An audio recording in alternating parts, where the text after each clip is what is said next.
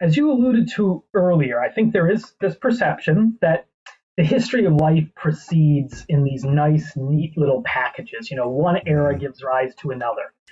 And in some ways it kind of does, but really the same with human history. This is the way we package stuff looking back.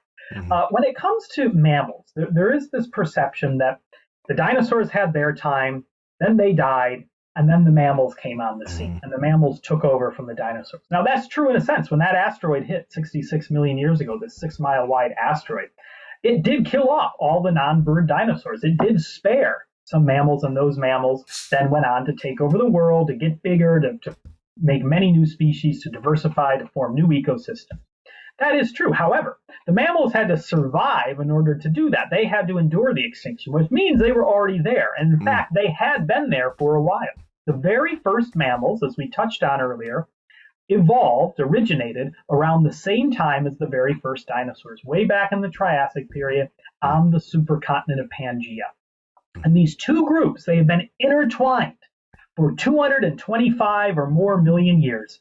Dinosaurs and mammals, and they're still intertwined today. And you see this every time we eat a chicken sandwich. It's like we're still intertwined.